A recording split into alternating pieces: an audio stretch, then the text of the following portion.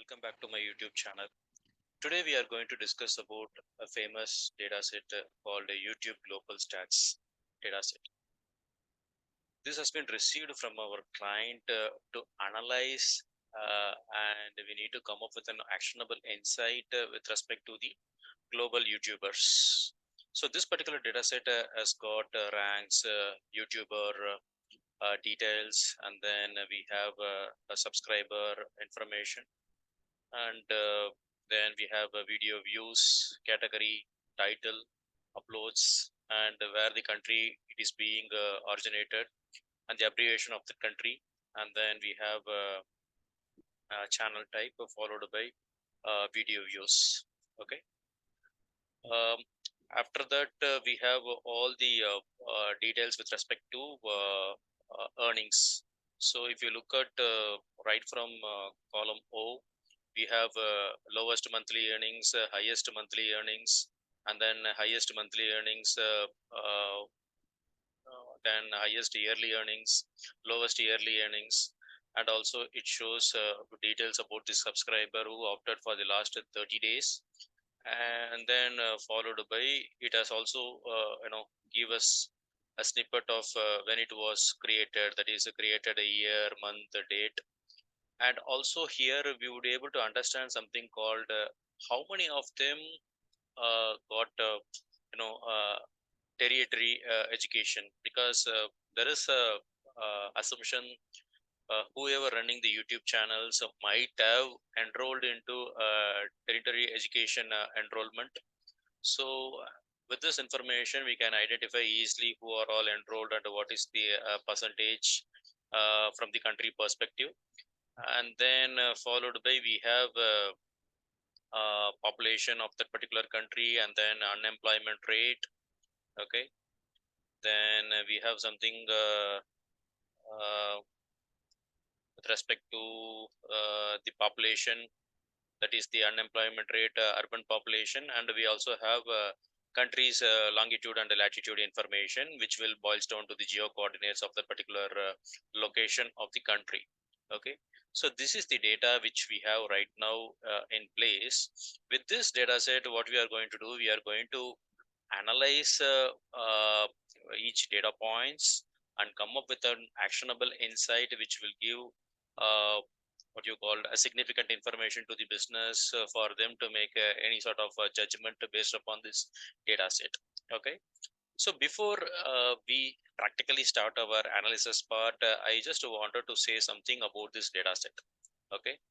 First and foremost thing is that as a part of this particular exercise, what I have done, I just created a few folders. One is for data collection, and the second which has got a data pre-processing, and thirdly we have a univariate and a bivariant analysis. Okay. Having said that, first I will get into the data collection part. In this data collection part, as we already did see about the data points in an Excel or rather a CSV file, which is nothing but the file. Now what I try to understand from this data set, uh, any sort of data analysis part may or may not require prediction. If at all it requires any sort of prediction, yes, then we may need to use machine learning algorithms to predict something.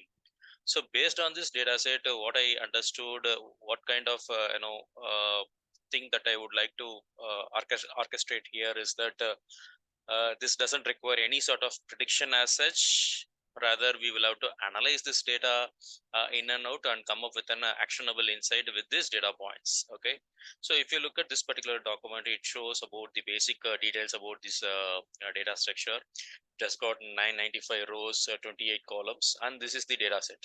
Okay. Which is nothing but we just showed in an Excel file. Okay. All right. Now what we have to do, we can just get into the IPython notebook so that we can start our analysis part, and then I can give a complete walkthrough about the way that I analyze this particular data set and what are all the valuable remarks or actionable insight which I found as a part of my analysis. First is that I just downloaded or rather imported the package pandas, which used to handle table data.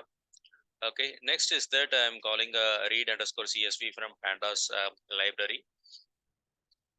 Here I would like to highlight something. We are just encoding using a Latin one, because right now the way the data that resides in this Excel file, which is completely a Latin one format. Now I wanted this to be converted into an English format. Therefore, I just encoded using a Latin one format. Okay. So using encoding one, I can convert the existing Latin one format into the English format. At the moment I run this particular thing, you can see that the dataset has got the following data points. Right. So if I just deep dive into the dataset and try to understand the number of rows and columns into this dataset, I can say 995 rows and 28 columns, as we already did see in the description document a few minutes ago. Okay. Now I have just begun the data collection part. I will have to go over and do the pre-processing. When I say pre-processing, I will have to delete the unnecessary data, add the required data, and I can remove the extreme values from my data set, or rather I can replace the existing extreme values, and I can do covariance, I can do a correlation, I can identify skewness, kurtosis, mean, median, mode, um, all sort of things can be done in the data set, and also I would be able to remove null values, or I can replace not a number into a legitimate data points. So those kind of things that I'm going to perform as a part of data pre-processing. Okay. So having said that, I would like to get into this particular platform, IPython notebook. First and foremost is that let me just walk you through one by one. First, I download the necessary packages, which is NumPy and Pandas, and also I need to execute a few graphs. Therefore, I call up a Seaborn library, and using Pandas read CSV, I just call this, as I already told in the previous uh, data collection part, that this is in the Latin one format. I just encoded you into the English. So the moment I run this particular script, I'll be seeing a tabular data with the information whatever we just saw in an Excel sheet. Okay.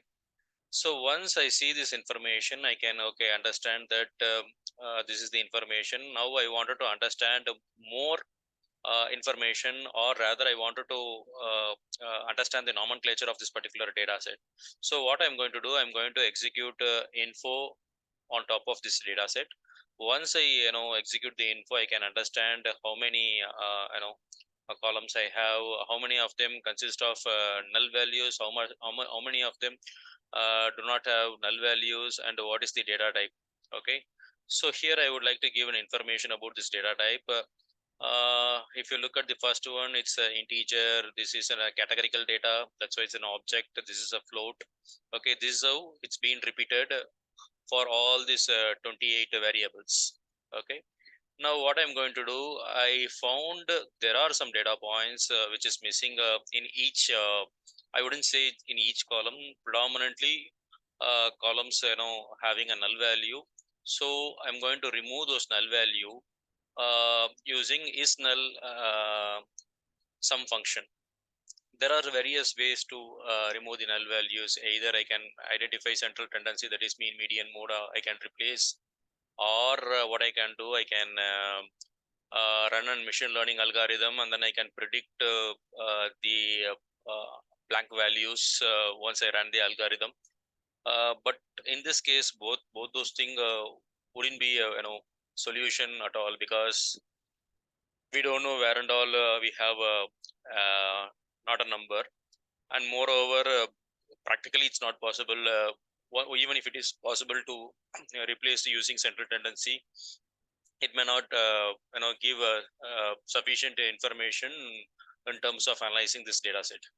Instead, what I'm going to do, I'm going to replace it with NA, that is not a number. Okay. So if you look at this particular data set, right from category, I have blank values. If you look at the last 4 5 columns, especially this area, I have a lot of null values. Now I'm going to remove all these null values using NA. NA is nothing but not applicable. So I'm just trying to execute this particular script. The moment I execute that, all the null value would have been removed. For your information, I'm once again running the script because I executed this particular fill NA. Okay, so that all those blank values would have been replaced with a null, meaning NA. So the moment I execute once again, you can see that now you can see all these are in zeros, meaning like you don't have any null values at all. Whereas in the previous one, we had hell a lot of uh, nulls. Okay. Now what I'm going to do, after I cleared out null values, I feel that in the original data set, the title and the abbreviation is immaterial, because if you look at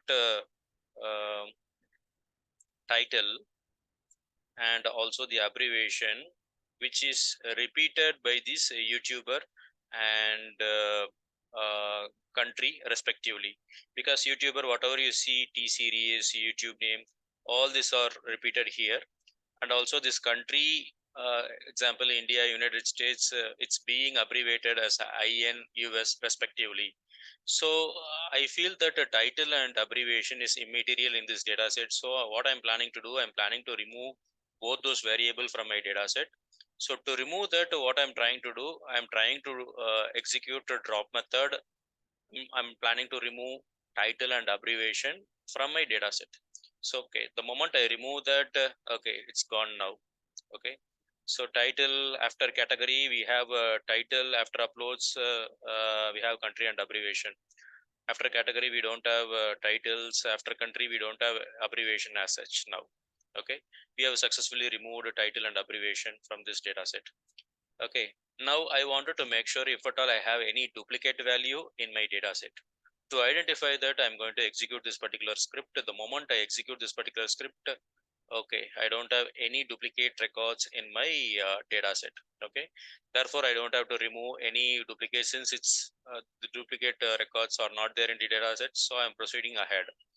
Now I wanted to segregate quantitative data and qualitative data separately. To identify that, I created two empty list, one for quant, another for qual. And what I'm trying to do, I'm using a for loop. In this for loop, what I'm trying to do, I'm trying to create one temporary variable called column name into dataset columns. In this columns, whatever I'm reading through, I'm identifying what is the dataset. In case whichever the column having a categorical value, that is d type is equal to object. Okay, all those objects or all those column names should be appended into the qual. So whichever is not fall under object, rather it fall under integer or float, I'm going to append it in the quant empty list. Thereby I can easily identify or segregate quant qual variables from my list. Okay, now I'm going to execute this particular script. Now once I execute qual, I'm able to identify the following data elements in my uh, qual information. So which means that I identify that these are all my qualitative data. Okay, and moving on next is that I wanted to segregate the quantitative data. So to do so, what I'm doing, as I already written this particular script, now I'm going to execute this quant part. Once I execute this quant part, I will be able to identify these are all my variables which has numbers, that is the quantitative values.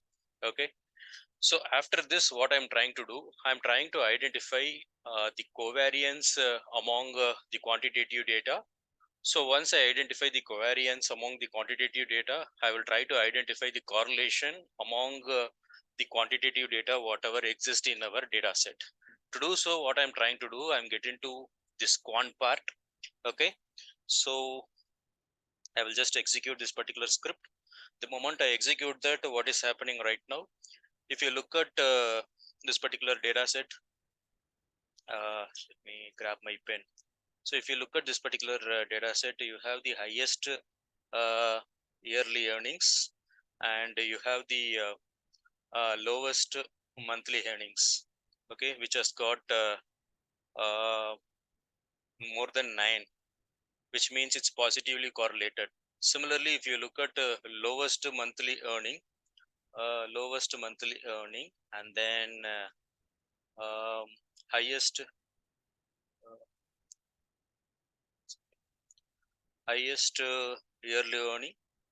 Okay, you have something like starts from 9.91. So if you look at this particular highest yearly earning and lowest monthly earnings, and lowest monthly earnings and highest yearly earnings are positively correlated. Okay, and similarly, when I try to execute this particular script, I will be able to identify the correlation among the numerical or quantitative data that exist in our data set. Okay, the moment I execute that, from this statement I will be able to identify what is what, meaning like I would be able to clearly tell you that there is a positive correlation among highest yearly earnings and lowest monthly earnings, lowest yearly earnings, highest monthly earnings, and so on. Okay, this is how I identified that what is the correlation among highest yearly earnings, lowest yearly earnings, highest monthly earnings, lowest monthly earnings among the different variables. So to identify this, what I have done, let me just show you something. I just executed the script from this table. I narrow down to this particular statement. Also, I try to run an heat map to identify this easily. So the moment I execute this particular statement, I would be able to see this particular heat map. So if you look at this, especially this area, you have lowest monthly earnings, and then you have highest monthly earnings, lowest yearly earnings, highest yearly earnings. All these combinations have correlated. So if you look at this portion, and similarly if you look at this portion, all these are correlated. That's why the reason it shows 100%. One indicates it's highly correlated. That is the reason we would be able to clearly tell what is what, and whether it's positive correlation or not. Yes, it's positively correlated among this data elements, whatever we showed so far. After this, what I'm trying to do, I wanted to describe about the existing table, that is the dataset table. So once I execute the describe, I will be able to see this information. Okay, let us go one by one. Now I'm able to understand the rank, because dataset in the original table, the rank is being designated based upon the subscriber count. Okay, so we would able to easily tell what is the count of the rank, subscriber, and so on. Similarly, mean, standard deviation, and then the quartile, that is first quartile, second quartile, and then we can easily tell what is the mean and maximum value. Okay, so for me this particular table is not sufficient to identify uh, mean, median, mode, standard deviation, kurtosis, variance, and then I would not be in a position to identify whether outlier exists in my data set. Even if it is exist, I would not be in a position to replace with an legitimate data. To do so, what I'm going to do, I'm going to do uh, you know few pre-processing technique which will help me to identify the outlier, and also allow me to replace the outlier with an legitimate data. So now what I'm trying to do, I'm trying to create a custom table called a unique table. Now I'm using a pd.data frame. In that index, I'm calling mean, median, mode. Uh, instead I say calling, I'm creating a mean, median, mode, first quartile, second quartile, third quartile, mean, max, interquartile range, and IQ or formula less or greater. Okay, so all these things are being formed as an index, and in terms of column, I'm fetching all the variables which is available as a part of numerical data which resides in the one list. After that, I'm creating a for loop. I'm iterating into the quant.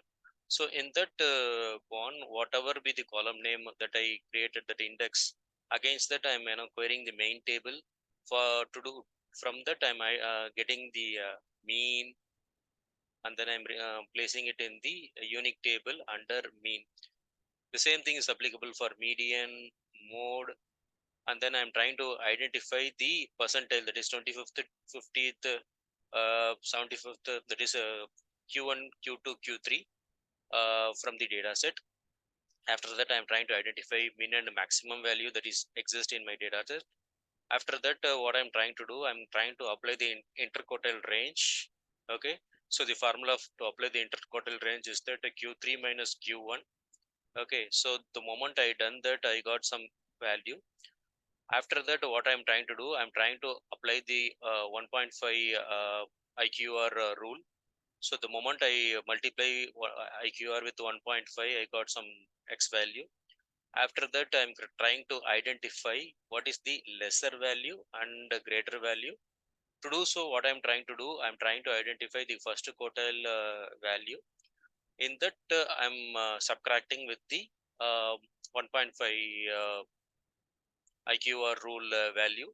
Similarly, I'm adding up with the Q3 value plus 1.5 interquartile rule value. Okay, so this is how I just cleared up my data. So after that, what I'm trying to do, I'm trying to create an empty list, one for identifying the lesser value, another for identifying the greater value. Now I'm trying to create a for loop that goes into the unique table. In that unique table, it will identify whether this min is lesser than the less column. That is, I'm trying to identify if this particular min is lesser than this lesser. Okay, similarly, I'm trying to identify if this max is greater than this great. Okay, if so, append it in the lesser and greater list respectively. Okay, so the moment I execute this particular statement, I would able to identify which are all the variables having outlier. I'm execute the lesser. If at all it is getting anything in the list, which means I forgot to execute this particular table. Now I got all this value. Okay, now what I'm trying to do, I'm trying to execute this particular one. After that, I'm trying to identify if at all any outlier present in the variable. No outlier with respect to lesser value.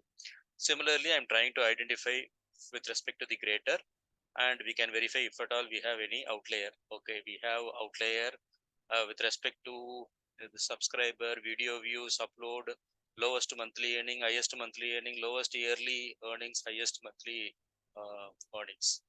All right. So now what we are planning to do, we need to replace this greater, that is this particular variables with the greater value. To do so, what I'm trying to do, I'm creating a for loop and sending that for loop into the lesser list. Similarly, for the greater list, to identify from the original data set, if at all the values, any of those values is less than uh, lesser value which exists in the unique table. If so, replace it with the lesser value. Okay, I'm just trying to compare with the original data set with that of the custom table that we have created here. Okay, so in case if it is less than a lesser value which exists in the unique table, replace it with the lesser value. Similarly, if at all I have any maximum value that exists the greater value in the original data set, that needs to be replaced with the greater value. That's what I'm trying to say here. So once I execute this particular script, the moment I execute this the previously created script once again, and I reiterate the same action again here. Now I'm no longer able to identify the so-called outlier for lesser and greater. Great. Now I successfully replaced the outlier value. Okay, so in this thing, what I'm trying to identify, I try to identify skewness, kurtosis, variance, standard deviation. So this is for my information. I wanted to understand how much it's the standard deviation exists, whether it's just having a positive skewness or negative skewness, how the tail of that kurtosis looks like. So all this information that I can arrive using this particular table. Now you can see this information here. that you have this kurtosis, skewness, variance, standard deviation, and those respective value for each quantitative variables. Okay, so with this information you can plot some diagrams, and you can understand whether it's positively skewed, negatively skewed, how the kurtosis value look like, um, all these things you can analyze and take some kind of an actionable insight out of that particular analysis. Okay, after that what I'm trying to do, I'm picking up a category column from the original data set. The moment I picking up this particular category column from the original data set, I see that there are a lot of category which is uh, repeated many times, because this is a frequency: entertainment 241, music 202, and so on. Now I would able to see some odd value which is na. Okay, since we have replaced blank value with na is having something to do with the 46. I don't know what exactly na means. To avoid all this confusion, what I would say, instead of having na, I can make it as some kind of a category, like an uncategorized element, so that the uncategorized can be parked under 46 frequency. So to do so, what I'm trying to do, I'm trying to replace the na from the category variable as uncategorized. Okay, so the moment I execute that, I re-execute this code, and I would be able to see now that I can see uncategorized, which has got a 46 frequency, that is repetition 46 times. Okay, similarly, if you look at the country, the moment I execute that, I would be able to see some sort of na. Okay, I can see here na, which is 122 times. Okay, therefore what I'm planning to do, I'm planning to replace it with unknown country. So the moment I replace that, when I execute this particular country, so this has been replaced as unknown country. Okay, and the same is applicable for channel type. Here in channel type also, I did see some na, so I wanted to replace it with unknown channel type. Okay, now I execute the channel type, I would be able to see unknown channel type. The same thing is applicable for all the variables which has got na, because na doesn't give any proper meaning. Instead, I wanted to replace it with an appropriate data. Although those data is not an appropriate data, despite that it will give a picture, okay, that is being designated as an categorized item, which never been driven with respect to category, country, or so on. Okay, now I wanted to execute all these things. Okay, because I wanted to replace it with respective values. Okay, so in this case, like right from a country rank, all these are all categorical value. I would say all these things are category value. That's why the reason I'm replacing with 0.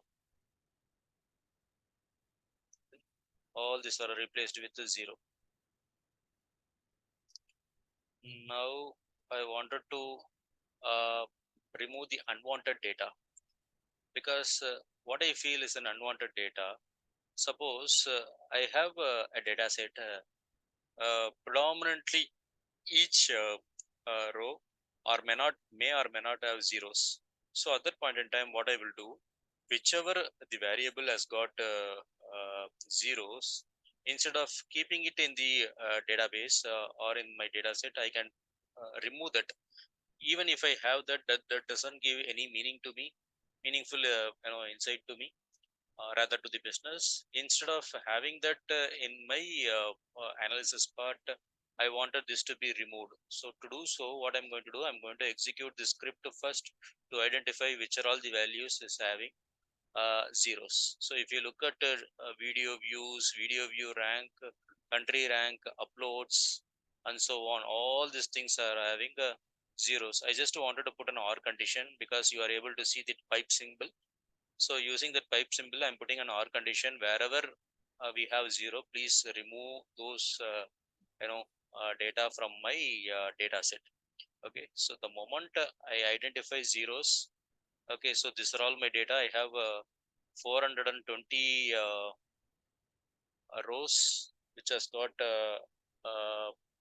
data points having a 0. Now once I remove this particular script, I would be able to remove those data points. Okay, and now this original data set 995 has become 5575. Okay, which means we just removed all those unnecessary data.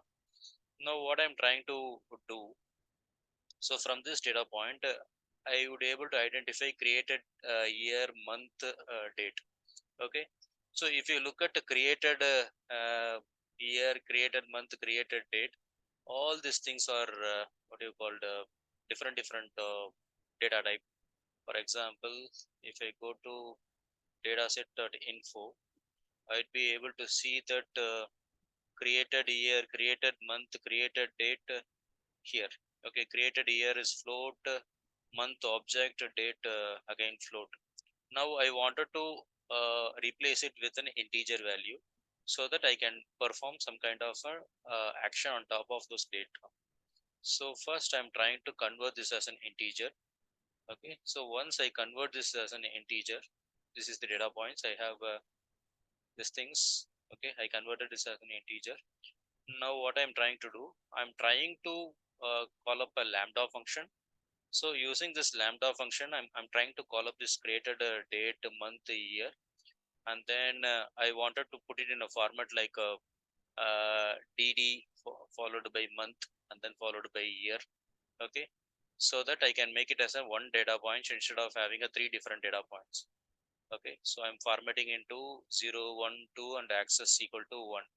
So the moment I execute this particular thing, all those individual data elements, that is created date, created month, created year, all those things clubbed together has become something like this. Okay, now what I can do, I can remove all this created year, created month, created date from my database, because I created one common date and it is being named as calculated date. Okay, now I just remove this. After that, what I'm trying to do, I'm trying to take a list of YouTuber and its count. Okay, now I would be able to see that there are 575 valid YouTubers available in my list. So what I'm planning to do, first I need to identify each YouTuber. Since it has been in the Latin one format, so I'm able to see some kind of a junk value. I'm not able to see a proper value here. So what I'm planning to do, I'm planning to remove all those junk value, or rather I need to properly rename with respect to each YouTuber, and I wanted to understand its frequency. So to do so, what I'm going to do, I'm calling up YouTuber column and replace it with the respective name. So for example, VOC, we have something like a junk value. I'm trying to replace it with VOC. And similarly, I have this some junk value. I'm trying to replace it with some values called unknown YouTuber, something like that. So I'm trying to make it as a meaningful YouTuber column. So the moment I execute that, okay, it has been successfully executed. The moment I go ahead and check the original data set, I'm no longer able to find any junk value in the YouTuber column. Okay. Now I wanted to perform some action on the calculated date. Okay. Now here there is one point which I would like to throw more light on that. I have this calculated date which we calculated using created year, created month and created date. Now I wanted to understand the age of each YouTube channel. To identify the age of each YouTube channel, what I'm going to do, I'm going to perform some operation. First thing is that I would be calling up the calculated date, and then I try to put it in a function called to underscore date time. Okay, after that I create a reference date. For example, I wanted to take each YouTube channel calculated date and subtract it with my today's date, because today's date is 4th October 2023. So I wanted to subtract it with the today's date. So once I subtracted with the today's date, I'll be getting ages in days. Okay. So in this ages in days, I want to only the count of days. Okay. From that count of dates, what I'm going to do, I'm going to divide it with 365. That is a total number of days in a year, so that I can identify the age of each YouTube channel from the data set. Okay, so that this particular information will help me to you know get a age column. Okay, so the moment I successfully execute that, as you can see that there are two brand new columns created here. One is that calculated date, which we concatenated using created year, created month, and created date. And similarly, what we have done, we have taken this calculated date and subtracted with the today's date, so that we got the age of each YouTube channel. Okay, now I would say that we almost completed the data pre-processing technique with the YouTube global stats data. Okay, so after that, what I'm trying to do, I'm trying to uh, download this as a CSV file, so that I can do various operation from this CSV file. Using this particular script, I just download it as a CSV file with the naming called pre-processed data.csv. Okay, let me go to my local folder so that I can read that file. Okay, this is my data file. As you can see here, whatever we have seen in the IPython notebook, that is being reflected in the pre-processing.csv file. Okay, as you can see, long let information.